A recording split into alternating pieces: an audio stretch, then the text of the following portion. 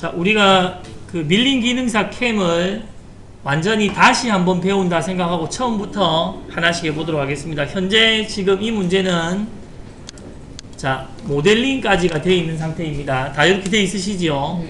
자, 그리고 자, 캠 들어가는 방법은 NX에서는 이렇게 들어갑니다. 캠 들어가는 방법은 시작하시고 매뉴팩처링, 자, 시작하시고 매뉴팩처링으로 캠을 들어가는데, 여기서 이제 어떤 캠의 종류에 따라서 어떤 캠을 쓰느냐의 종류에 따라 좀 틀리게 들어갈 수가 있는데, 위쪽에 캠 세션 구성에서는 캠 제네럴을 선택해 두시고, 2D 캠, 지금과 같은 영상일 때는 밀 플랜으로 보통 들어가시고, 위에가 이렇게 공면이 된 3D 캠은 밀 플랜으로 보통 들어가신다 보시면 되고, 선반은 터닝으로 들어가신다 이렇게 생각하시면 되겠습니다. 우리가 하는 것 중에서. 그러니까 2D 때는 밀 플래너, 3D 때는 밀 컨투어, 선반 캠 때는 터닝. 특히나 지금 MCT 캠을 해야 되는데 터닝으로 잘못 들어가 버리면 공구나 이런 게 이상하게 나올 수가 있습니다. 그래서 반드시 2D, 3D는 상관이 없다 하더라도 자, 밀 플래너 이렇게 눌러서 들어가도록 하겠습니다. 자, 확인하겠습니다. 확인. 조금이라도 잘 안 되시는 분은 말씀을 해주세요. 자, 들어가자마자 제일 처음 해야 될 거는 뭡니까?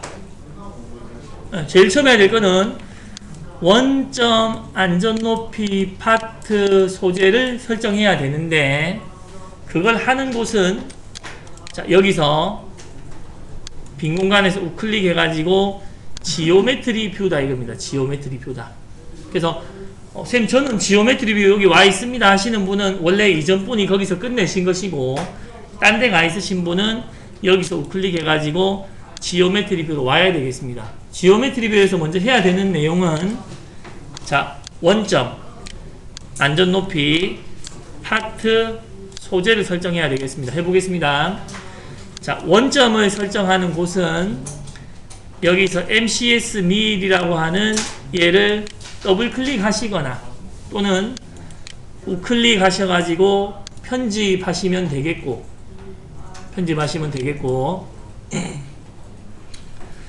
자, 기존에 우리는 좌측 상단에 그대로 둘 거기 때문에 지금 MCS 지정 얘를 눌러가지고 변화를 줄 필요는 없지만, 혹시라도 원점을 바꾸고 싶다면 자, 요거 한번 해보겠습니다. 현장에 간 분들 얘기를 들어보면 원점을 물체의 가운데 중앙에 이렇게 잘 둔다 그럽니다. 가운데 중앙에 잘 둔다 원점을. 그럼 이렇게 하면 된다. 이거 한번 갔다가 와보겠습니다. 원점을 가운데 중간으로 할 것 같으면은 MCS 지정에서 좌표계 다이얼로그를 누르셔가지고 요거 누르셔서 가운데 중앙에 있는 이 원의 상단을 이렇게 클릭해 주시면 바로 이런 식으로 원점이 잡히겠습니다. 그리고 확인하면 이렇게 되는 거죠. 항상 X는 우측, 안쪽으로 Y, 위쪽으로 Z가 오도록 하시면 되겠습니다. 근데 우리는 왼쪽 구석으로 여러분들이 잡으실 거니까 일단은 취소하고 나와서 다시 원래대로 가도록 하고, 혹시 바꾸셨다면은 다시 왼쪽 구석으로 오도록 하시면 되겠습니다. 자, 요걸로 원점 설정할 수 있다 하나 알아두시고, 다음에 안전 높이를 여러분들이 보통 지정을 하셔야 되는데, 안전 높이. 자, 안전 높이는 우리가 보통 여기 밑에 있는 간격에서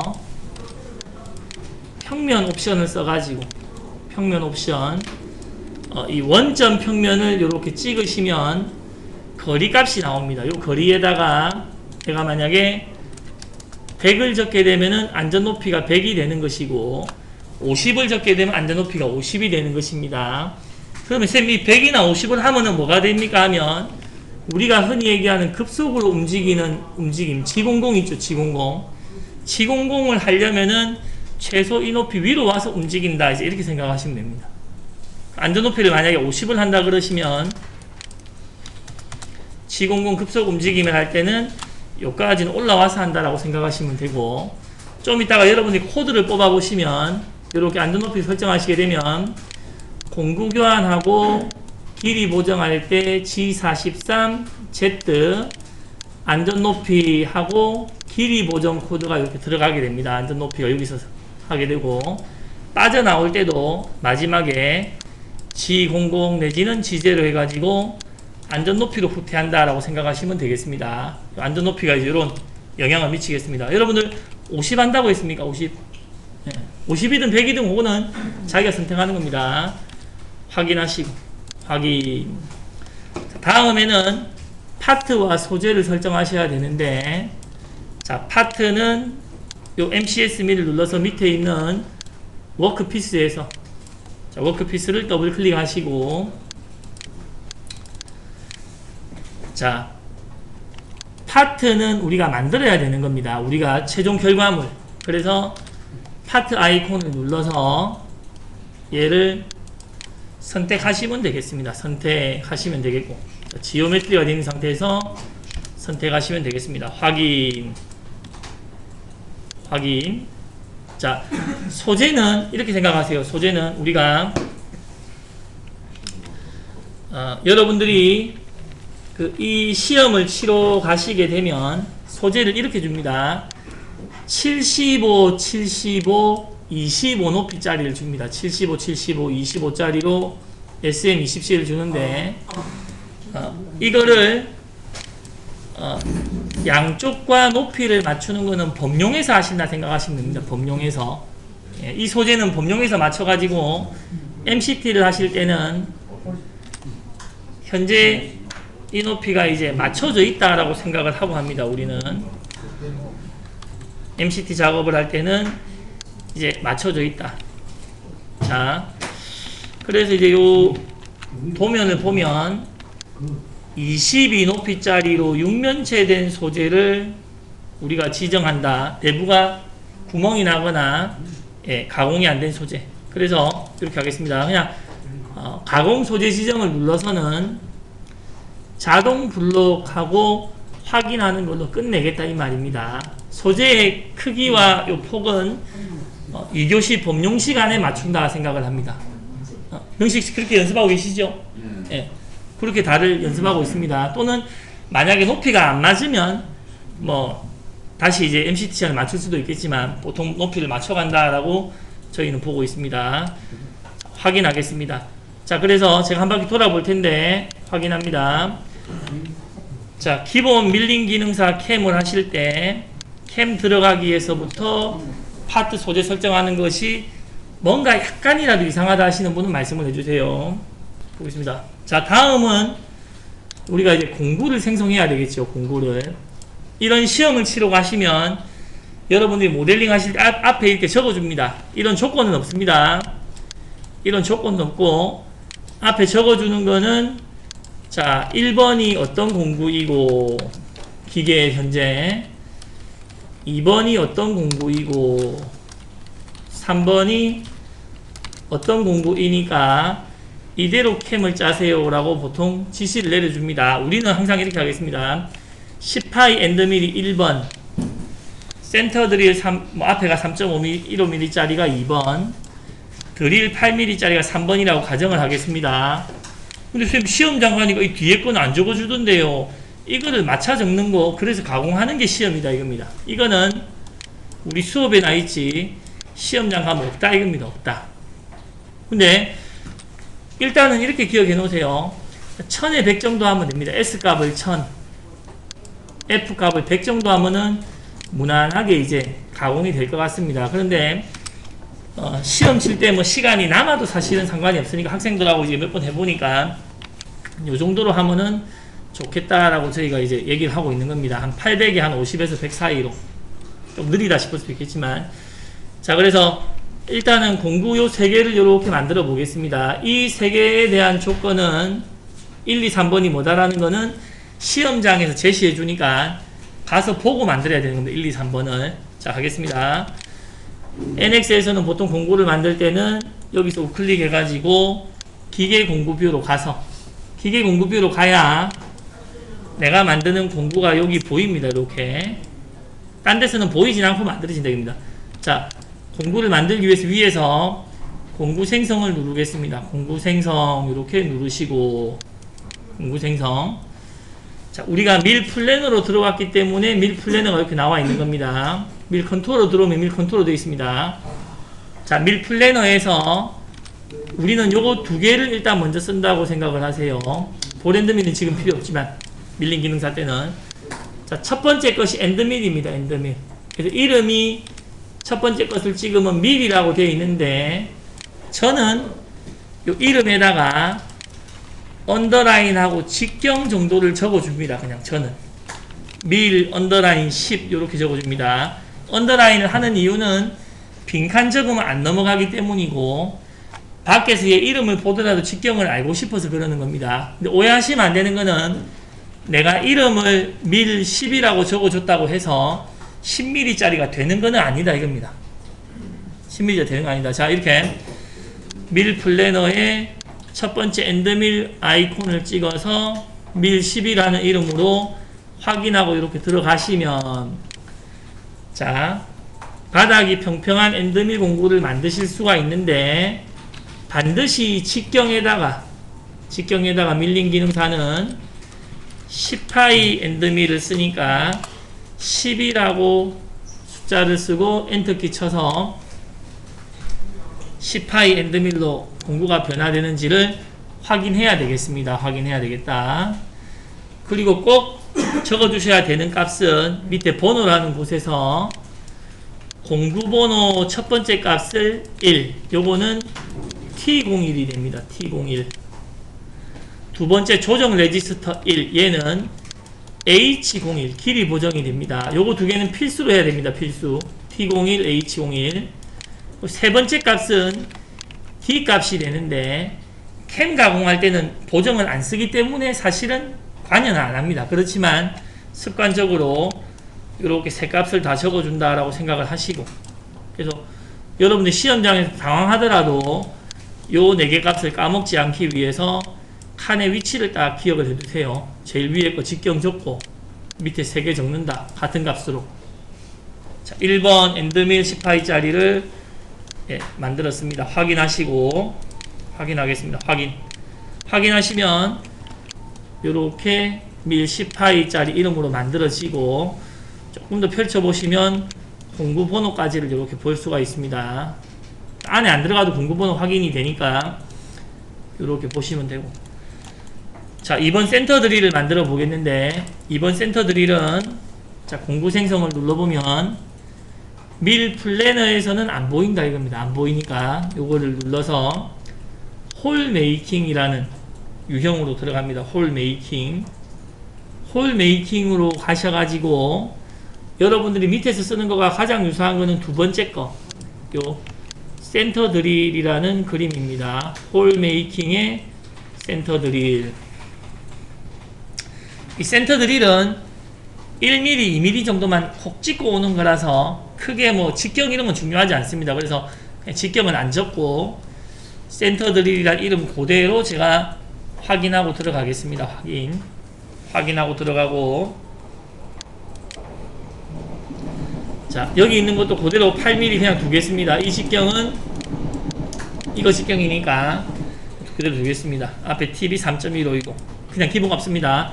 밑에 요 두 개, 밑에 두 개 값을 2번 하는데, 역시 앞에 거는 T02가 되는 것이고 밑에 거는 H02가 되는 것입니다.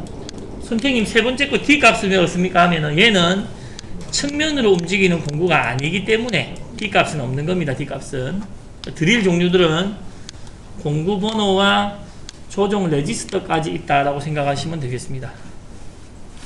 자, 확인하시고, 마지막 밀링 기능사의 세 번째 공구로 8mm 드릴을 3번으로 만들겠습니다. 자, 공구 생성. 자, 여기서 지금 홀 메이킹에 와 있으니까 일반 드릴을 만드시려고 하면은 바로 왼쪽 거, 이게 스탠다드 드릴이라고 보통 읽는데, 스탠다드 드릴 요거 바로 쓰시면 됩니다. 요거 쓰거나 또는 그냥 드릴에 와서 이렇게 드릴이라는 유형에서 요거 드릴링 툴 이런 걸 쓰셔도 되겠습니다. 그래서 어쨌든 어떤 드릴을 고르시더라도, 여기 가까운 요거 쓸게요. 스탠다드 드릴 요거를. 어떤 드릴을 고르시더라도 저는 이름을 여기 직경 8mm 만들 것이다 라고 이렇게 8이라고 적고 들어가고 확인. 자기가 드릴을 제대로 고르셨는지 확인하실 거는 드릴의 요 선단 각도가 118도인 드릴이 일반 트위스트 드릴입니다. 이게. 그리고 기본값이 8 돼 있네. 그죠? 다행히 8. 기본값이 그대로 8이니까 값은 안 바꾸셔도 되고 공구번호를 3 요렇게 지정을 하겠습니다. 다시 말씀드리지만 이 1, 2, 3번 공구번호는 시험장에 따라 바뀔 수가 있습니다. 시험장에 따라서 우리가 결정하는 게 아니다 입니다. 자, 확인하고 나오겠습니다. 확인. 자, 그래서 3개의 공구가 생성됐는지 잘 보시고 옆으로 좀 펼쳤을 때 안쪽에 안 들어가도 공구 번호가 내가 처음 하려는 때와 같이 지정이 됐는가 확인하면 되겠죠. 또는 시험장에서 지시한 공구 번호로 하셨는지를 시각적으로 확인하시면 되겠습니다. 자, 여기까지 되겠습니까? 좀 너무 느리게 하니까 좀 지겹죠. 자, 일단 처음이라서 이렇게 보겠습니다. 제가 돌아보겠습니다. 여기까지 되셨으면 다시 지오메트리 뷰로 가서 대기를 잠깐 해봅니다. 여기까지 되셨으면. 자, 우리가 캠 들어가기 원점 파트 공구까지 생성하고 나서는 이제 공정을 3개 내지는 4개를 만들 겁니다. 3개를 만드는 경우는 센터 드릴로 구멍을 뚫고 지금처럼 바깥쪽과 안쪽이 구분 안 되는 형상은 바로 가공하면 끝나는 것이고 바깥쪽과 안쪽이 나눠진 걸 우리가 윤곽이나 포켓이라고 하는데 그때는 또 각각 이렇게 뭐 4개를 넣을 수도 있겠습니다. 자, 그러면 자, 바로 해보도록 하겠습니다. 자, 공정을 넣는 것은 위에서 요 오퍼레이션 생성입니다. 오퍼레이션 생성. 자, 오퍼레이션 생성을 누르셔서 우리가 처음 해야 되는 공정은 센터 드릴로 구멍의 상면을 Z1mm만큼 콕 찍고 올라오는 겁니다. 그죠? 구멍 개수만큼. 그거는 어디냐면 유형을 드릴이라는 곳에 가보시면 드릴이라는 곳에 가보시면 요 두 번째 그림으로 마우스를 올리면 이름이 스팟 드릴링이라고 되어 있는 겁니다. 스팟 드릴링. 이 스팟 드릴링은 사이클 G81과 G82를 낼 수가 있습니다. 82를 두 개를 낼 수가 있습니다. 자, 드릴에 스팟 드릴 요거 찾았습니까? 찍었습니까? 자, 찍었으면 자, 이제 이렇게 합니다.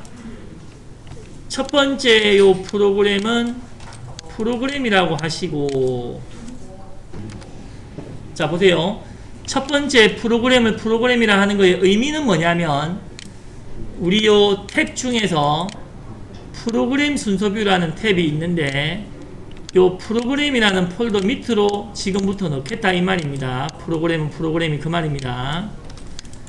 자, 두 번째 이제 공구는 내가 쓸 공구 당연히 센터 드릴이겠죠. 지금 센터 드릴을 사용하려고 하니까 센터 드릴이 되겠고 지오메트리는 여기서 우리가 워크피스를 골라주게 되는데 이 워크피스를 고르셔야 원점 정보와 파트 소재 정보를 가진 요 밑에 만들어진다 이겁니다.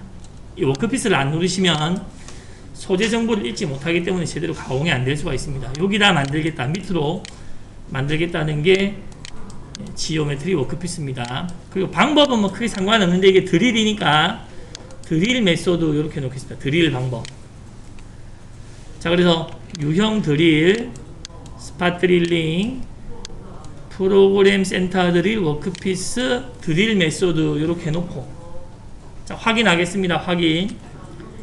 확인하겠습니다. 자, 그럼 미리 말씀드리면 이렇습니다.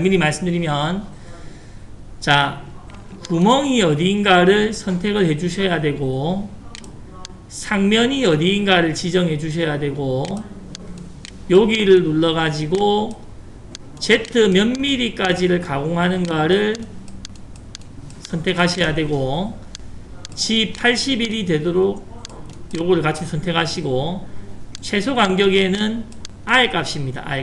R 값이고 이속 및 속도를 선택하고 계산하시면 되는 요런 단계입니다. 하나씩 한번 해보도록 하겠습니다. 자, 먼저 구멍 지정이라는 아이콘을 누르셔가지고 구멍 지정 아이콘을 누르셔서 구멍을 직접 선택을 할 때는 선택입니다. 선택. 자, 우리가 처음에는 여러가지 다양한 기능을 배우기 전에 직접 하는 걸 해보겠습니다. 자, 선택 누르셔가지고 이때 위에 이런 글자가 나와 있을 때 점오노 구멍 선택이라고 나와 있을 때 직접 이렇게 가셔가지고 자 보세요. 여기서 위에 있는 스케치로 된 동그라미도 있고 밑에 구멍이 시작되는 이 동그라미도 있죠. 맞습니까?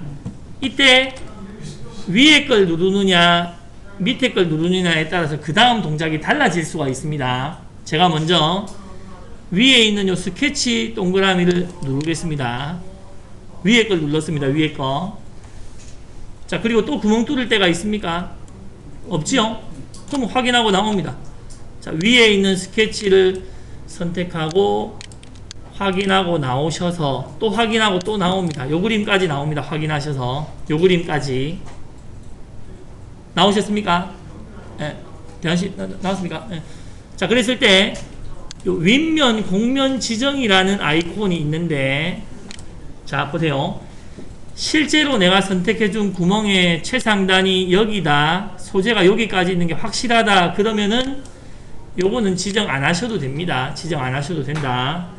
그런데 내가 만약에 요 밑에 있는 구멍을 찍었죠. 요 밑에 있는 구멍. 근데 실제로 소재는 이 위까지 덮여 있지 않습니까? 그때는 반드시 윗면 공면을 지정해 가지고 이까지 소재가 있다라고 확인을 해줘야 됩니다. 구분되십니까? 예. 근데 저는 사실 요 위에 있는 그림을 찍었기 때문에 얘를 안 해줘도 되지만 한번 해보겠습니다. 자, 윗면 공면 지정 얘를 눌러서 제일 쉬운 것이 여기서 면을 해가지고 윗면을 찍는 것인데 NX에 잘 알려진 버그로 면을 해가지고 찍으면 이게 날아가 버리는 문제가 좀 있습니다. 버그가 있습니다. 그래서 면 쓰지 마시고 우리는 평면 하셔가지고 실제 소재는 요 윗면 여기서 제로.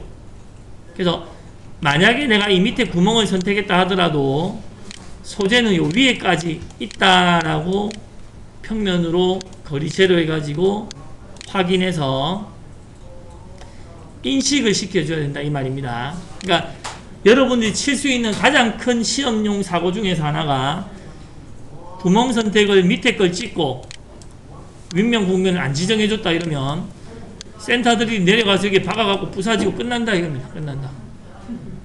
무슨 말인지 아시겠죠? 이거 웃을 일이 사실 아닙니다. 우리가 할 수 있는 가장 큰 어떤 사고입니다 이거. 그래서 습관적으로 제일 위에 있는 구멍을 찍어 주시는 게 좋고 밑에 있는 구멍을 찍었다면 반드시 윗면 공면을 지정을 해야 되겠습니다. 반드시.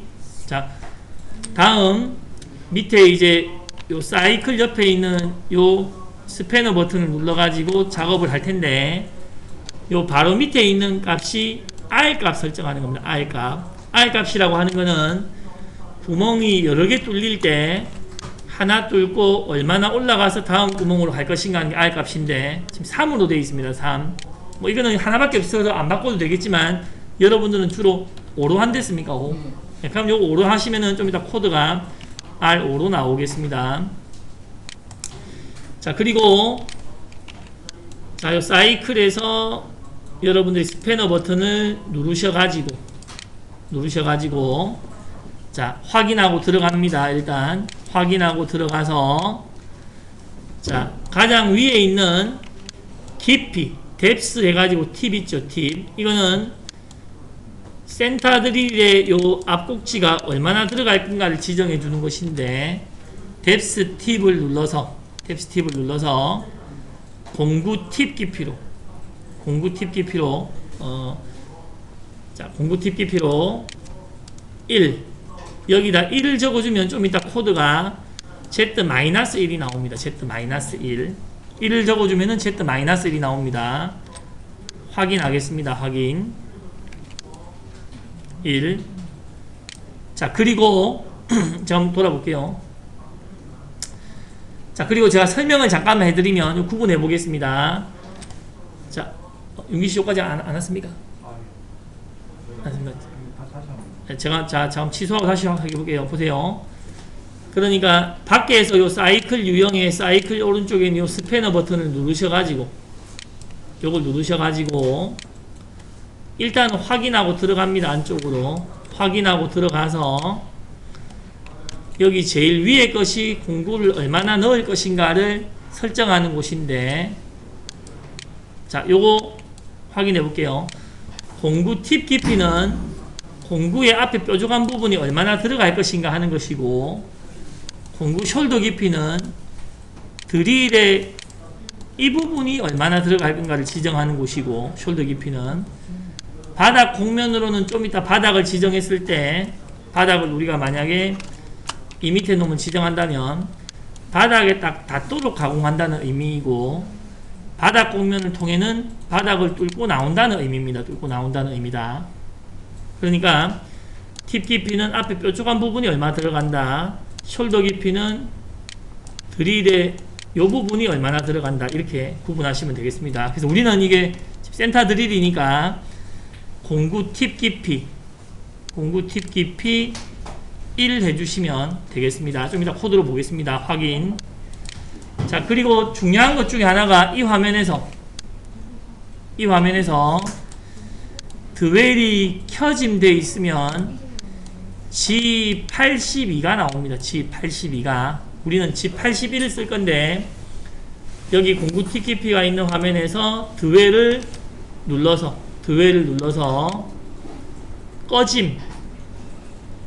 꺼짐을 반드시 선택하셔야 요것이 G81을 내는 설정입니다. G81 사이클에서. 자, 그리고 이제 확인하고 나오셔가지고 이제 마지막으로, 자, 이속 및 속도 제가 하고 싹 다 돌아보겠습니다. 이속 및 속도 요 부분에 아이콘을 누르셔서, 제가 하고 다 돌아볼게요. 아이콘을 누르셔가지고, 자, 우리는 센터 드릴을 800에 50으로 하겠습니다. 800에 50으로. 진입대는 전부 다 거기에 반으로. 자, 스핀들 속도 S값 800, 요게 800, 이속률 50, 그리고 여기서 바로 동일한 속도로 들어가기보다는 들어갈 때 조금 천천히 가게 하겠다라는 거는 진입에서 뭐 20이나 30이나 조금 이렇게 낮춰주시는 것도 괜찮겠습니다. 뭐 50 하셔도 상관은 없겠고. 확인하겠습니다. 여기 코드로 표현되는가를 한번 볼게요. 일단은 전 이렇게 했습니다. S 값에 800, 이송에 F 값에 50, 진입대 30 정도 하고 확인하고, 자, 공구 경로를 내는 계산 눌러보세요. 계산 눌러서 생성했습니다. 그러면 이러한 공구 경로가 나온다 이겁니다. 이러한 공구 경로가, 빨간 거는 급속 이송이라고 보시면 되고, 요 푸른색이 이제 F값 속도로 오는 것인데, 요 높이에서부터 F값 속도로 와서 Z1mm만큼 살짝 찍고 빠져나간다. 이제 이 그림이다. 이 그림이다. 그리고 이게 그림만 봐서 확인이 잘 안 되시면, 자, 확인하고 나와보세요. 일단 확인하고 나오셔서 요 코드를 잠깐만 뽑고 제가 한번 돌아다녀 볼게요. 코드는 우리는 요거를 TMV로 뽑는다 생각하고 또 기본 포스트 뽑으셔도 됩니다. 자, 제가 이거를 우클릭 해가지고 포스트 프로세스라고 하고, 자, 저는 TMV가 등록이 안 되어 있기 때문에 찾아보기를 눌러서 저는 바탕화면에 이렇게 TMV 포스트라고 갖다 놨다 이겁니다. 만약에 없으시다면 우리 공유 폴더에서 TMV 포스트를 한글이 없는 폴더에 갖다 놓고 그걸 이용해서 뽑으시면 되겠습니다. 자, 저는 그래서 보세요. TMV 포스트로 방금 센터들이란 작업을 확인해서 코드를 뽑으면, TMV 포스트는 밀리미터 단위라서 그냥 포스트 정의됨으로 뽑으시면 되고, 만약에 기본 NX 포스트로 뽑는다 그러면 요거를 반드시 밀리미터, 미터식으로 바꾸셔야 됩니다. TMV는 관계없고. 자, 저는 TMV를 써서 확인하겠습니다. 확인. 그럼 뭘 확인하냐면 다 확인하는 게 아니고 요 정도만 확인해 보면 됩니다. 내가 제대로 했는가를.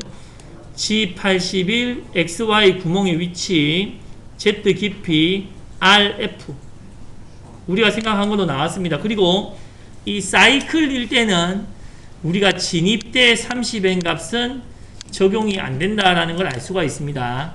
진입에 30N인데 그거는 아무데도 적용이 코드로 안 나오고 있죠. 그죠? 자, 안전 높이를 50 했기 때문에 길이 보정할 때 50 하고 있고 50 했기 때문에 빠져나가고 있습니다. 이렇게. 자, 여기까지 확인이 안 되시는 분 말씀해 주세요. 여기까지 확인, 제가 돌아보겠습니다. 기다리세요. 자, 하나 더. 선생님 수기 배울 때 G98이라고 배웠는데 이건 안 나옵니까 하면 아마 G98이 기계의 기본일 겁니다. 이건 안 나와도 크게 상관은 없습니다. 적어주셔도 되니 안 나와도 상관 98, 99는 안 적어주셔도 되니까 그거는 신경 안 쓰셔도 되겠습니다. 자, 일단 요 센터 드릴 부분까지 이해가 안 되시거나 안 되시는 분은 말씀해 주세요. 자, 지금은 하는 것만 잠깐 보세요. 자, 두 번째로 드릴을 가지고 Z-27까지 Q2로 구멍을 내보겠다 이겁니다. 내보겠다. 자, 공정을 넣는데 우리가 하는 팩드릴링은 지금 여기 네 번째 나오는 요게 팩드릴링입니다. 팩드릴링. 요게 G83이 나오는 겁니다. Q값만큼 하는 거. 네 번째 나오는 얘를 고르시고 프로그램은 계속 프로그램으로 이어가고 공구는 스탠다드 드릴 8mm 짜리를 고르시고 이 상태에서 확인하고 제가 들어가서 거의 비슷합니다. 보세요. 구멍 지정을 할 때 선택으로 원하는 구멍을 고르시고 저는 제일 위에 걸 찍었기 때문에 확인 이 윗면을 선택 안 해도 된다 이 말입니다. 만약에 제일 위에 구멍이 없다면은 선택을 하셔야 됩니다. 선택을 하셔야 되고 윗면 하셔야 되고 그 다음에 요 바닥 공면이 이제 나오는데 좀 이따가 설정할 때 바닥을 통해를 안 쓸 것 같으면은 얘도 지정 안 해도 상관은 없습니다. 원칙적으로는 윗면 공면 지정에 위에 있는 구멍을 안 찍었다면은 여기서 제로 이렇게 찍어주는 게 기본이고 바닥 공면을 통해 바닥으로라는 설정을 쓰려면 바닥 공면을 눌러서 평면으로 요 밑에에서 0이다 라고 지정해 주는 게 일단은 원칙입니다. 확인. 그런데 이 중에는 상황에 따라서 안 해줘도 된다 생각하시고 자 사이클에서 이 설정으로 제가 들어가서 아까처럼 확인하고 들어가서 모델 깊이를 여러분들은 모델 깊이를 팁 깊이 앞에 뾰족한 것이 Z27까지 가는 걸 쓴다 이겁니다. Z-27까지 가는 거 확인. 자, 그리고 하나 알아두실게요. 이거 보세요. 스텝 값이에요. 스텝 값. 스텝 값 여기서 스텝 값을 눌러서 첫 번째 칸에 넣어주는 이 2가 Q 값입니다. Q 값. Q 값. 얼마나 들어갔다 나왔다 할 거냐. 여기 Q 값입니다. Q 값. 확인. 자, 그리고 확인하고 나와서 자, 이송미 속도를 최소 간격 5, R5를 누르시고 이송미 속도를 눌러서 우리는 드릴은 스핀들 속도 S800 자, 드릴 피드를 100으로 했네요. 100. 진입할 때는 바꿔봐도 사이클에서는 영향을 안 미치는 걸 확인했으니까 여기까지 하시고 계산하셔가지고 그림으로 드릴이 바닥을 뚫고 나오는가를 이렇게 확인하시고 그림으로 확인됐습니다. 확인이 됐으면 코드를 다 하고 나서 확인하면 늦을 수 있으니까 여기까지만 해가지고 또 코드를 요거 하나만 살짝 어떤 포스트로도 내보시면 요 G83 라인이 내가 생각하는 대로 코드가 나왔는가 정도를 확인하시면 되겠습니다. 자, 제가 돌아볼 테니까 자기 혼자서 이 팩트릴링 코드를 작업을 했을 때 이렇게 안 나오시는 분은 말씀을 해주세요. 그리고 외워서 한다 생각하기보다는 한번 따라가 가지고 자기가 스스로 이렇게 나오도록 해보시기 바랍니다. 그리고 당연하지만 이 두 개의 작업을 한꺼번에 코드를 보고 싶다면 제일 위에 묶어놓은 놈을 눌러서 코드를 이렇게 내시면 센터 드릴, 팩트릴 이렇게 같이 하나의 파일로 볼 수도 있겠습니다. 좀 이따가 가공하는 것도 마찬가지입니다. 확인해 놓겠습니다. 자, 오늘 요 윤곽 가공, 포켓 가공은 사실은 이제 구분이 안 되는 형상인데, 윤곽이랑 포켓이 구분이 안 되는 형상인데, 요거를 두 가지 경우로 나눠서 풀이를 한번 해볼게요. 하나는 저희 학교에서 쓰고 있는 지금 NX 7.5 버전, NX 7.5 버전, 이 경우는 여러분들이 시험 치러 갔을 때 노트북을 들고 가신다거나 교내에서 우리가 연습할 때라고 보시면 되겠습니다. NX 7.5는. 그런데 시험장에 부산에 빈몸으로 가시면 학생들이 NX 8.5가 깔려 있다라고 얘기합니다. 8.5가 깔려 있다. 그래서 두 개의 방법이 약간 틀리니까 같이 한번 해나 보시고, 특히 또 명식 씨가 경험하고 나시면 한번 이야기해 주시고 이렇게 하시면 되겠습니다. 일단은 NX 7.5에서 윤곽 포켓 가공에 해당하는 이 형상을 다 가공을 해 보겠습니다. 우리는 일단 이렇게 생각하겠습니다. 깎아야 되는 깊이가 4mm 이상이 되는 경우는 반씩 나눠서 한다. 3mm까지는 한꺼번에 가공을 하는데 4mm 이상인 경우에는 조금 부담스러우니까, 이게 SM20C고 이러니까 알루미늄이랑 한꺼번에 되겠지만 반씩 나눠서 가공한다, 이렇게 생각을 하겠습니다. 아시겠죠? 자, 일단은 지금 7.5 같은 경우입니다. 같이 해보겠습니다. 되게 쉽습니다. 자, 여기에 이제 오퍼레이션을 넣겠다라고 하시고, 오퍼레이션을 넣는데 이 밑으로 계속 연결을 해야 되겠죠. 계속 연결을 해야 되니까, 이 프로그램도 마찬가지입니다. 계속 이렇게 밑으로 연결을 해야 되니까, 자, 프로그램은 프로그램 연결을 하겠다는 뜻이고, 자, 공구가, 자, 일단 이걸 하세요. 위에서 유형에서 밀 플래너에서, 자, 첫 번째 공정인 페이스 밀링 에어리어를 가지고 하겠습니다. 자, 여기서 페이스 밀링 에어리어를 사용을 하겠는데 같이 해보겠습니다. 자, 페이스 밀링 에어리어를 고르시고 공구를 10파이 엔드밀로 고르시고, 자, 방법을 여러분들 밑에서 지오메트리는 워크피스 하시고, 여러분들 밑에서 뭐 황삭, 정삭 이런 얘기 들어보셨죠? 그래서 러프가 황삭입니다. 황삭. 그러니까 절삭 요율량을 한 1mm 좀 남기는 거. 세미 피니시가 중삭인데 한 0.25mm 정도 남기는 겁니다. 정삭을 할 걸 남가둔다 이겁니다. 근데 피니시는 안 남기고 정 사이즈로 다 가공을 하는 겁니다. 시험 칠 때는 황삭, 정삭 해가지고 조도를 좋게 만드는 게임이 아니고 정 사이즈로 만드는 게임이에요. 정 사이즈로. 그래서 굳이 뭐 황삭, 정삭 할 필요 없이, 자, 피니시 해가지고 이 길이가 만약에 5mm라면 2.5mm씩 나눠서 가공한다, 이렇게 작전을 짜도록 하겠습니다. 자, 바로 피니시입니다. 그래서 자, 프로그램 10파이 엔드밀 워크피스 피니시. 자, 확인하고 들어가겠습니다. 확인. 너무 쉬워서 깜짝 놀랄 겁니다. 확인. 그럼 여기서는 뭐를 정해주시면 되냐면, 자, 이렇습니다. 절삭 영역 지정에서 깎아야 되는 면을 찍습니다. 요거 하겠습니다. 자, 1번 절삭 영역 지정 눌러서 깎아야 되는 면은 오늘 오는 문제는 요 한 면밖에 없네요. 이 면. 이 끝이죠. 네, 그렇죠. 여기 끝입니다. 요게 끝이고, 확인. 자, 내부를 깎을 때는 우리가 크게 세 종류를 쓸 수 있다고 생각하시면 되는데, 보세요.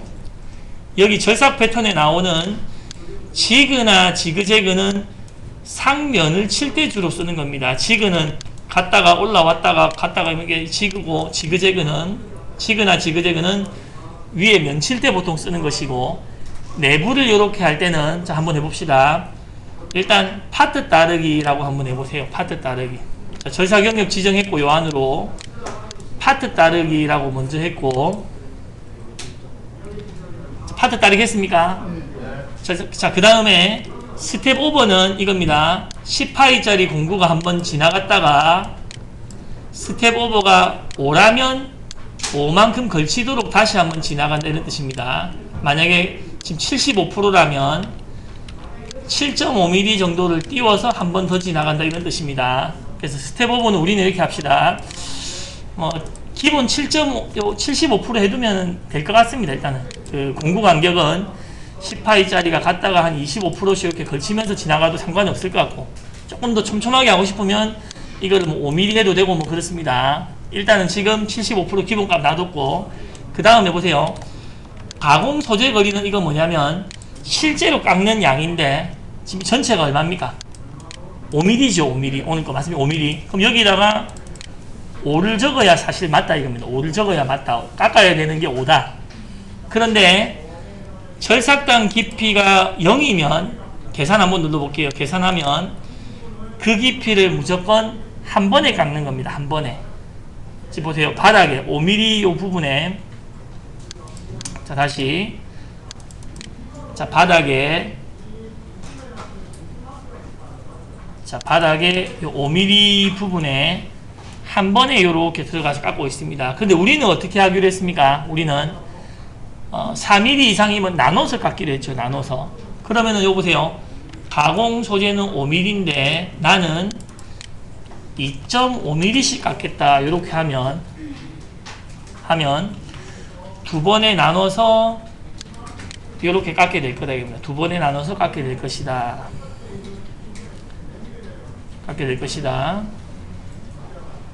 그리고 여기서 우리가 이제 예상을 해야 되는 거는, 이런 안쪽에 공구가 처음 들어갈 때 가공할 때는 상당히 떨림이나 어떤 부담이 좀 많을 것 같습니다. 다른 형상보다. 공구랑 소재랑 마주치는 어떤 분량이 많다 보니까 상당히 이게 좀 많을 것 같은데, 일단은 이송미 속도를 기본을 우리는 800에 100 정도로 한번 주고, 자, 스핀들 속도를 800에 100 정도로. 그리고 뭐 다른 형상을 만났을 때 이렇게 하나로 된 게 아니고 따로 나눠진 거라면 따로따로 선택해가지고 가공하시면 됩니다. 800에 100으로. 이때 이 노란 선으로 들어가는 겁니다. 흰 선으로 나오는 것인데, 이 노란 선으로 들어가는 걸 우리가 진입이라고 합니다. 진입. 보통 사고는 이럴 때 납니다. 사고라는 것이 내가 이렇게 깎을 게 아닌데 이렇게 해서 푹 치고 들어가는 거. 그래서 자, 이송 100에서 모 눌러서 진입할 때, 이 노란 선일 때는 조금 천천히 가라. 50 이렇게 하면, 그러니까 이송률에 보통 반을 주면 혹시라도 여기서 내가 예상치 못한 움직임이나 소재랑 닿는 면이 틀리다 이래 했을 때 조금 더 멈출 수 있는 여유가 있다 이 말입니다. 이건 자기 선택입니다. 진입할 좀 느리게 가라. 빠져나올 때 느리게 하고 싶으면 이제 퇴근하는데 하시면 되는데 그럴 필요 없을 것 같고. 자, 그리고 이렇게 해서 이제 확인하고 계산을 해가지고 모의 가공을 한번 해볼게요. 3D로. 왜냐하면 지금 보면 노란 선으로 들어가는 곳이 한 곳, 두 곳이죠. 두 곳이고 위에 여기 급속이송으로, 빨갛게 급속이송으로 한번 움직였다 치고 나온다 이렇게 되어 있으니까, 자, 먼저 이렇게 모의 가공 3D로 가서 어떻게 가공 순서가 정해지는지를 조금 한 2, 3번 정도 속도로 해서 보겠습니다. 자, 지금 파트 따르기입니다. 파트 따르기는 이렇게 가서 다시 이렇게 돌아와서 올라갔다가 내려갔다가 하면서 이렇게 왔다가 뭐 괜찮을 것 같습니다. 괜찮을 것 같은데 잠오면 안 됩니다. 잠오면 눈 뜨시고 다시. 자, 네. 저는 그 이동 방향이 저 위에 구멍 있잖아요. 그 자리에서 나오는 거 있잖아요. 1위부터 시작합니까? 1위부터. 자, 그리고 지금 방금 제가 얘기를 하려는데 보세요. 우리가 이렇게, 자, 이게 계산입니다. 계산. 현재 상태로 계산입니다. 계산. 하면, 요렇게 들어가는 거 있지, 요렇게. 마치 주차장이나 고속도로 올라가거나 내려올 때 이렇게 들어가는 거. 이런 거를 램프라고 합니다. 램프. 들어가고 나오는 거, 이거 램프라고 합니다. 램프. 그런데, 가공을 하시는 분들은 보통 여기다 구멍을 뚫어놨으면 그 구멍의 중심을 향해서 일자로 보통 들어가라고 얘기합니다. 일자로. 그렇게 아마도 얘기를 할 겁니다. 그래서 여기서 나는 램프를 안 쓰고 일자로 내려가겠다라고 한다면 보세요. 요 비절삭 이동에서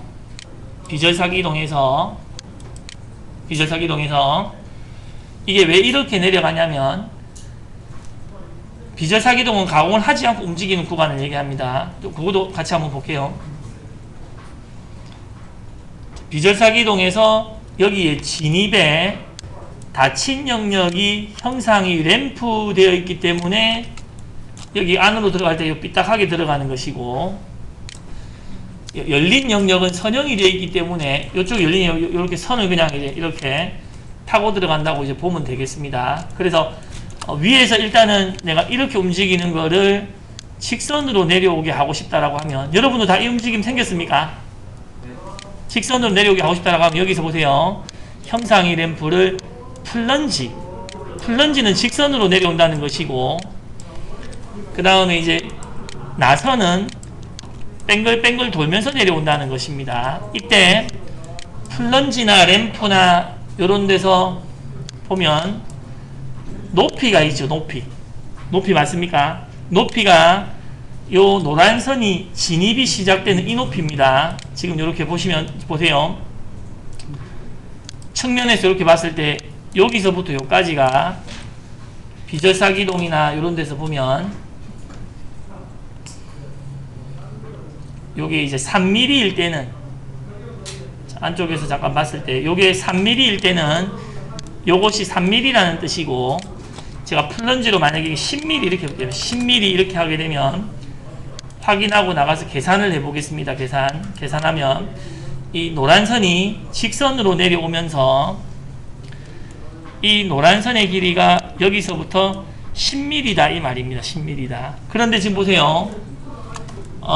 지금 여러분들이 저처럼 만약에 비절삭 이동에서 닫힌 영역 플런지라고 하고 구멍의 중심으로 들어오길 바랬는데 일자로는 내려오는데 엉뚱한 데로 일자로 가고 있죠.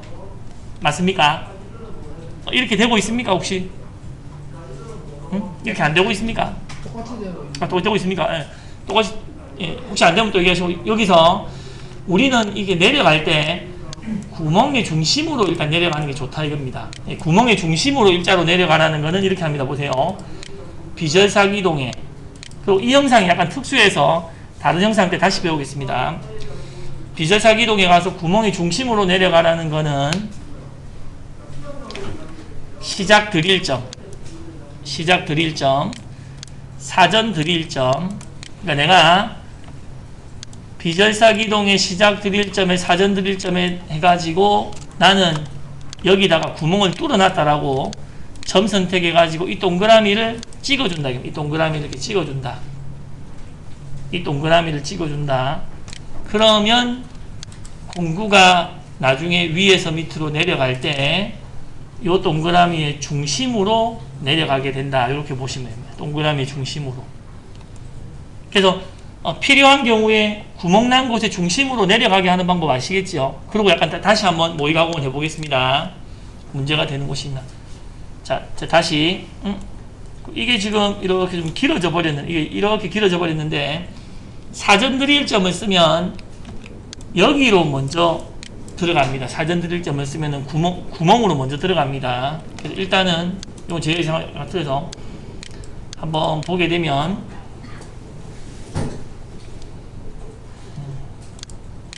봅시다. 구멍부터 들어가 가지고 요렇게 다른 부분을 가공을 하고, 두 번째가 이제 구멍이 약간 삐딱하게 들어갔는데 예, 그 다음 또 구멍으로 들어갔죠. 이렇게 가공을 하는 방식이 되겠습니다. 그러니까 사전 드릴점을 지정하면 구멍의 중심으로 내려가라 이런 뜻이 된다 이겁니다. 구멍의 중심으로 내려가라. 반장님도 잠이 오시나 보네요. 네. 자 그리고 일단은 지금 약간 여러분들이 지금 집중력이 흩어진 것 같아서 다시 해볼게요. 다시 제가 요거를 확인하고 나가가지고 요걸 지우고 다시 해볼게요. 간단하게 지우고, 자 지우고, 그러니까 여기를 다 내가 한꺼번에 가공하고 싶다. 공정 밀플런의 페이스 밀링 에어리어, 프로그램은 프로그램, 공구는 시파이 엔드밀 워크피스의 피니시로 들어가서 딱 두세 가지만 하면 된다 이 말입니다. 보세요.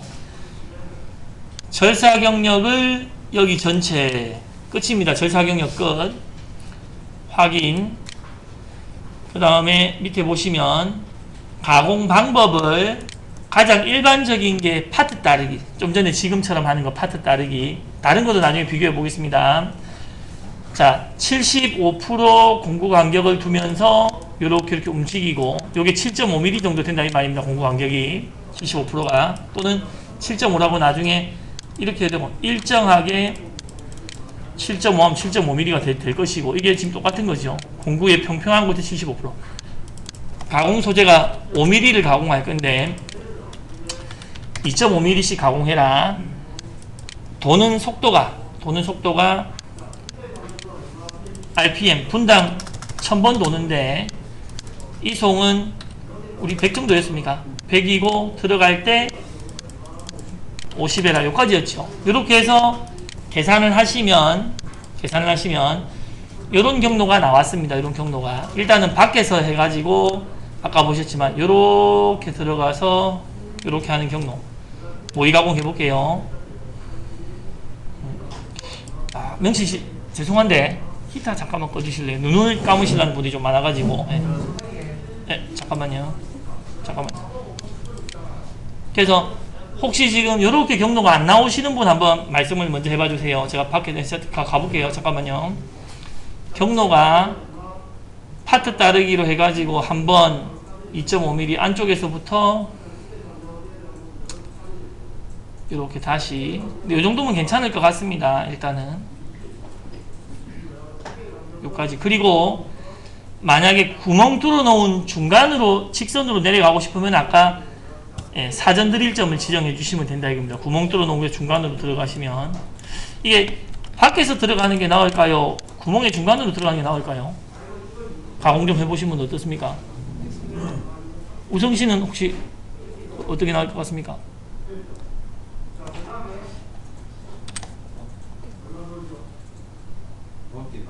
밖에서 그냥 기본이 밖에서 안으로 들어가는 겁니다. 그죠? 그리고 나중에 이렇게 생각해 보세요. 여기가 막혀가지고 밖에서 들어갈 수 있는 데가 없다 이겁니다. 그럴 때는 구멍 뚫어놓은 중간으로 내려가야 되겠죠. 그럴 때는 구멍 뚫어놓은 중간으로. 그렇게 생각하시면 될 것 같습니다. 자, 대우시간 잠깐 가볼까요? 자, 다음에 요 방법을 한번 써봅시다. 요 방법.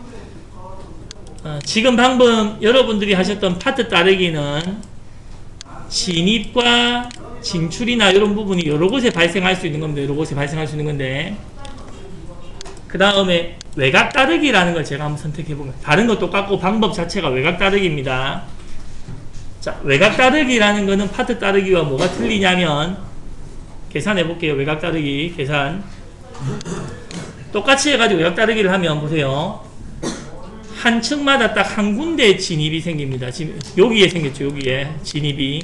그러니까 아까 우리가 파트 따르기 할 때는 이쪽으로 한번 진입을 했고 2층에서 남아있는 걸 요리로 가서 한 층에 두 번 진입을 했다 이겁니다. 근데 외곽 따르기는 그러지 않고 무조건 한 층에 한 번만 진입한다고 생각을 하세요. 한 층에 한 번만. 모의 가공 해볼게요. 보세요. 내가 이제 2.5mm라고 지정한 첫 번째 1층을 외곽 따르기로 하면 어쨌든 한번 내려가서 이때 이렇게 말고 우리가 좀 이따가 그리고 이제 여러분도 나중에 또 보시고 하시면 아시겠지만은 외곽 따르기는 한 방향 가공이 아니고 이리 갔다 저리 갔다도 합니다. 그러니까 상향 뭐 하향 이것만 지키는 게 아니고 상하향을 왔다 갔다 하면서 한 층을 다 밀어버립니다. 아까 파트 따르기는 어쨌든 이제 한 방향으로 쭉 가공을 다 한다고 보시면 되겠습니다. 자, 얘가 다 밀어야 될 건데, 그죠? 그러니까 파트 따르기는 이렇게 왔다 갔다는 안 하지. 근데 얘는 외곽 따르기는 필요에 따라서 왔다 갔다 하는 경로가 생길 수 있다 이겁니다. 자, 저길 다 밀고 가버렸네요. 어쨌든 여기 지금 다 안 밀었습니다. 그죠? 지금 뭐 뭔가 문제가 많이 있죠. 나중에 해보시면은. 자, 그 다음 하나만 더 배워볼게요. 하나만 더. 여기서, 자, 파트 따르기 외곽 따르기 뭡니까? 남기는 건 쓰면 안 되겠죠? 하나 더. 트로코이드라고 하면, 트로코이드. 트로코이드는 뭐냐면, 이런 데 안에서 공구가 혹사당할 염려가 많지요. 공구가 혹사당할 염려가. 공구랑 소재랑 많이 닿으면 혹사당한다 이겁니다. 그럴 때 지가 여기서 뱅글뱅글 돌면서 공랭을 좀 시키면서 갑니다. 가공은 좀 느려도 보세요. 트로코이드라고 하고 계산을 하면 자, 스텝 오브 한계가 큽니다 라고 하면 지금 75%가 크다는 말인데 이거를 50%라거나 일정하게 5mm로 하거나 이렇게 계산을 해보면 자기가 뱅글뱅글 돌면서 가니까 가공은 좀 느리더라도 공구가 열이 받아서 불이 나거나 뭐 잘 안 나겠죠. 뭐 망가질 염려는 좀 많이 줄어드는 방법이 트로코이드입니다. 트로코이드. 사실상 이런 형상일 때는 어쩌면 이런 방법을 써야 될 수도 있습니다. 이 형상이 좀 특이한 형상입니다. 특이한 형상. 우리가 처음 배웠지만 지금 좀 특이한 형상이 나왔는데 너무 느리게 했나요? 트로코이드라는 걸 쓰면 여기서 이렇게 지가 공랭을 좀 시키면서 가는 겁니다. 공랭을. 공기 중에 냉각을 조금씩 시키면서 조금 진출을 하기 때문에 이게 트로코이드입니다. 트로코이드. 어쩌면 이 영상에서는 이런 게 좀 어울릴 수도 있습니다. 어울릴 수도 있다. 그런데 우리가 이제 황삭 이런 건 다 황삭 정삭 해줘야 됩니다. 아까 남은 것처럼 지금 가장자리 좀 삐뚤삐뚤하죠. 좀 어떻게 보면은 지가 돌고는 있네요. 그죠? 트로코이드 해서. 그래서 지금 파트 따르기와 외곽 따르기와 트로코이드 차이점 약간 구분되십니까? 움직이는 차이점. 그리고 가장 일반적인 거, 우리가 보통 가장 일반적으로 쓰는 거는 그냥 파트 따르기입니다. 파트 따르기. 한 방향 가공을 하면서 진입과 진출을 반복하면서 이렇게 가공을 하는 파트 따르기를 보통 쓴다 이겁니다. 보통 쓴다. 그래서 어쨌든 우리가 요 안쪽의 형상을 가공하는데 후보로 쓸 수 있는 세 가지 가공법은 여기서는 이거 난관하네. 그죠? 또 정삭을 사실 해야 되는 겁니다. 여기서는 일단 파트 따르기로 보입니다. 파트 따르기로. 그래서 파트 따르기를 다시 해서 계산해 가지고 조금 빨리 돌려 보겠습니다. 근데 이쪽에서 이렇게 들어가는 게 약간은 그런데 2D로 해갖고 빨리 좀 돌려볼게요. 남는지. 깨끗하게 가공을 했죠. 그래서 정 사이즈만 만들면 된다입니다. 근데 이 와중에 특히 이거는 이제 안으로 들어가면서 조금 가공이 부담스럽거나 하면 피드를 낮추거나, 그러니까 피드를 전체적으로 만약에 낮추신다 그러면 우리가 아까 100을 하자고 했지만 한 7, 80 정도로 낮춰서 하실 수도 있을 것이고, 또는 기계 앞에서 매뉴얼 피드 조절하시면 되겠죠. 그죠? 조절해가지고 좀 기계가 많이 울린다 그러면 더 울려라. 뭐 기다리고 있는 것보다 좀 줄여주면서 이제 진동을 느끼면서 하면 될 것 같습니다. 자, 그래서 저는 일단 이렇게 했습니다. 저는 파트 따르기로 공구 아까 스텝 오버 간격은 기본이 75%였는데 75%로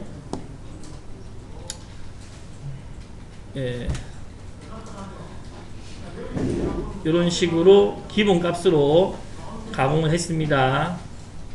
자, 확인하겠습니다. 확인. 그러니까 오늘 하는 게 우리가 처음 하는 거지만 좀 특수한 형상입니다. 이해해 주시고 확인하고, 자, 이렇게 가공하는 것이 우리가 여러분 노트북을 가져가서 자 7.5 버전으로 할 때 자 요거 비슷하게 가공이 됐지. 어쨌든 맞습니까? 대호씨 맞습니까? 자, 그러면 근데 내가 노트북이나 교내에서 말고 시험장에 가니까 8.5가 있더라 할 때는 어떻게 하는지 한번 해보겠습니다. 8.5가 있을 때. 자, 요거 다시 해본다 생각하고 요거 먼저 잠깐 지울게요. 페이스 밀링 에어리어 요거 방금 했던 거 잠깐. 자, 이럴 때는 이렇게 합니다. 보세요. 얘를 잠깐 지우셔도 되고 삭제. 지우면 다시 살리지를 못하니까 얘를 잡아서 사용하지 않는 아이템에 이렇게 집어넣습니다. 앞으로 여러분들이 필요는 할 것 같은데 지금은 필요 없다 하면 사용하지 않는 아이템에 집어넣는 걸 습관화 들이셔야 됩니다. 캐비넷이라고 생각을 하세요. 윤기씨 자는 거 아니겠죠? 네. 자, 요거 무슨 말인지 아시겠습니까? 사용하지 않는 아이템. 그리고 보세요. NX 만약에 8.5 있는 데서 시험을 치신다면 그냥 3D에 캐비티 밀 가지고 가공을 해버린다라고 생각하세요. 같이 한번 해보겠습니다. 시험장에 8.5를 만약에 쓴다면 해볼게요. 이렇게 하세요. 자, 공정을 넣는다. 오퍼레이션 생성. 밀 플래너는 우리가 2D나 2.5D라고 보통 하고 있고 3D라고 하면은 밀 컨투어. 그래서 밀 컨투어로 가셔가지고 제일 첫 번째 거 캐비티 밀을 선택합니다. 해보세요. 캐비티 밀 선택하시고 밑에 설정 그대로 정 사이즈로 다 깎는 겁니다. 정 사이즈로 다 깎는 거. 그리고 확인하고 들어가셔가지고 자, 캐비티 밀로 얘를 벽에도 여유량 없이 다 깎으시려고 하면 반드시 명심하세요. 절삭 영역 지정에서 얘를 측면으로 이렇게 보시면서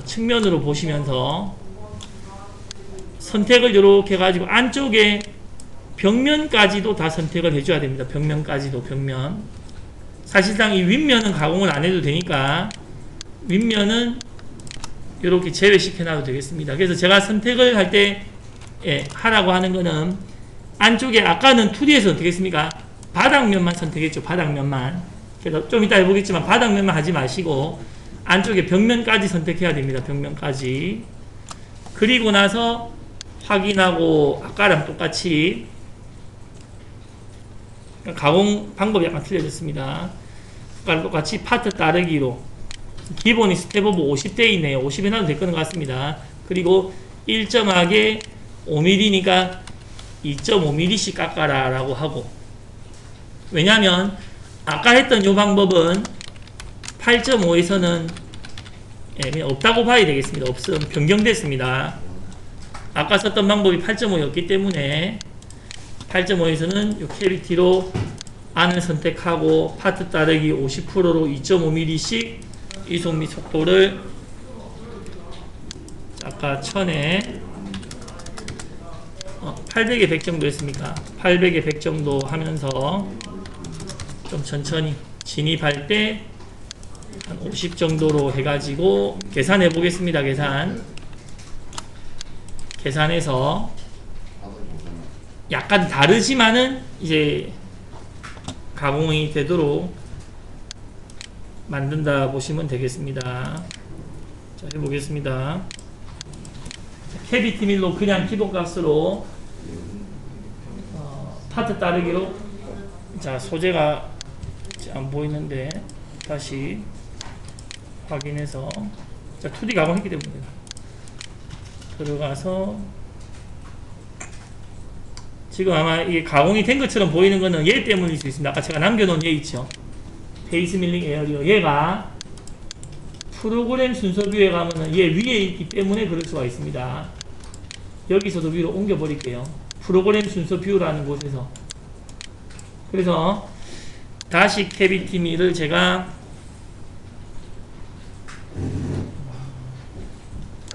계산을 해서, 자, 모의 가공을 해보면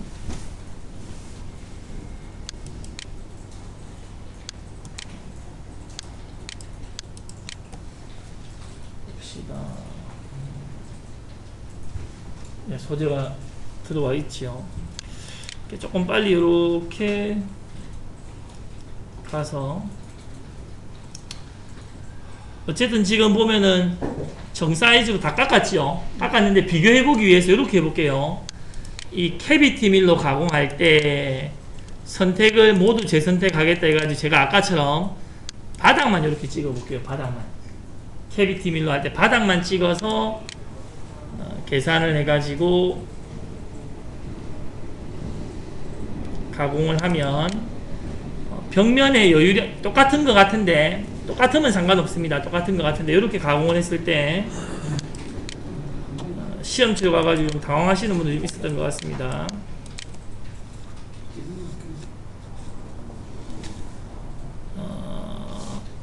이건 또 잘 깎네요.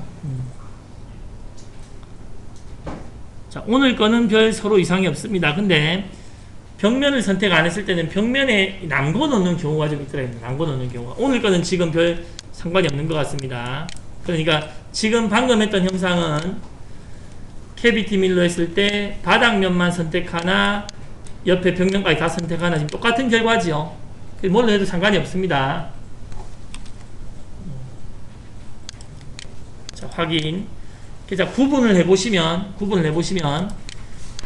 캐비티 밀로 하시는 거는 NX 8.5의 시험장 때 사용하시고, 우리 교내에서나 노트북을 들고 가서 쓰실 때는 그냥 페이스밀 에어리어 요걸 쓰시면은 뭐 비슷하고 똑같이 만들 수가 있겠습니다. 근데 시험장 가시면 이거는 없거나 변형됐을 수가 있다 이 말입니다. 무슨 말인지 이해되십니까? 자, 그래서 자, 요까지 여러분 확인해 봐야 되겠습니다.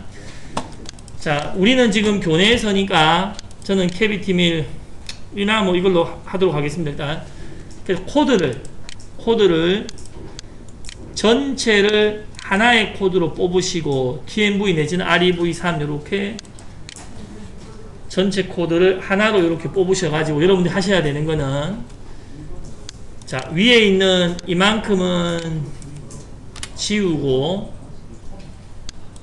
전체 나를 모두 선택 복사 하셔가지고 정국씨 무슨 문제가 있습니까? 잠깐 보고 한번 맞이해보세요. 잠깐 보고 맞이해보세요. 제가 마지막 남았습니다. 그러니까 밀링 기능사를 치러 가시면 제출하기 전에 거기에 있는 그 GVCNC나 VCNC나 또 여러분들 가지고 가시는 캔버스를 가지고 감독관님이나 조교들이 보는 데서 방금 나왔던 캠 코드를 집어넣고 돌리지 않으면 장비를 못 돌릴 수 있다라는 주의사항이 있다 이겁니다. 거기서 쓰는 시뮬레이터를 가지고, 자, 방금 요거를 이제 이렇게 해볼게요. 오늘 동영상이 좀 상당히 긴데 처음 거라서 참고하시고,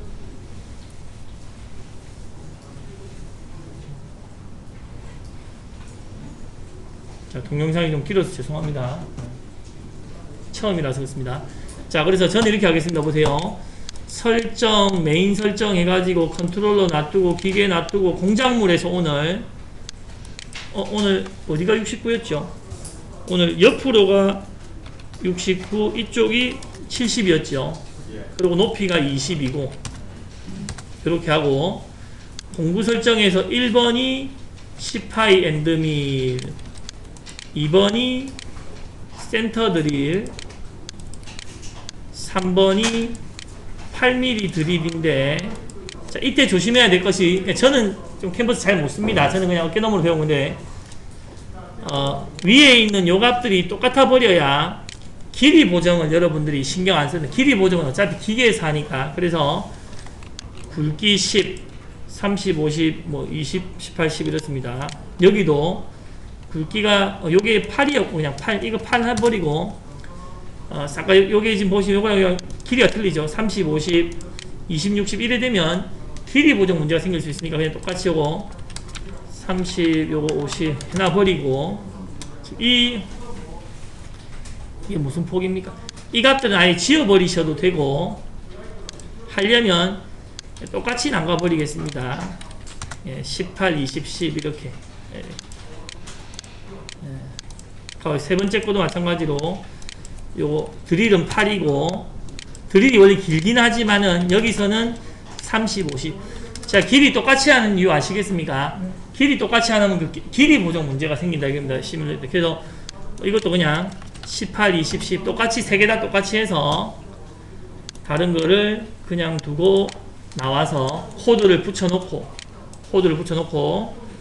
자, 원점 설정 수동 1번 공구 좌측 상단 여기 찍어서 G54에 등록 2번 공구 좌측 상단 2번이 안 바뀌었죠. 1번 2번 맞는 거 그림만 있는 거네요. 2번 공구 좌측 상단 G54에 등록 길이가 똑같으니 다시 똑같겠죠. 3번 공구 좌측 상단 G54에 등록 해서 여러분들이 정상적으로 하셨다면은 자동으로 돌아와서 사이클 스타트 하시면 센터 드릴에서부터 똑같이 이제 가공이 되셔야 되겠습니다. 물론 이제 뭐 공구 길이가 짧다 어떻다 뭐 이런 거는 이제 거기서 감안을 하시면 될 것이고 네. 뭐 바이스가 있다 없다 이런 건 감안하시면 될 것이고 그래서 어쨌든 시험장이라면 요렇게 내가 캠 낸 대로 정상 가공이 되면은 이제 합격하시는 거예요. 그 과제물을 제출해서 그리고 이제 이 가공을 하는 과정에서 공작물과 공구가 너무 한꺼번에 많이 닿아서 기계가 많이 떨린다. 그럼 피드를 좀 낮춰줘가면서 저는 가공을 잘 모르지만 그렇게 한다라고 들었습니다. 자, 여기까지가 여러분들이 세 문제를 내주면 한 50분 정도는 해야 된다면 50분 정도. 유성씨 잠이면 한 5분 자고 나서 50분 정도 하시면 될 것 같고 그리고 오늘 게 약간 특이한 형상이었고 일반적인 형상은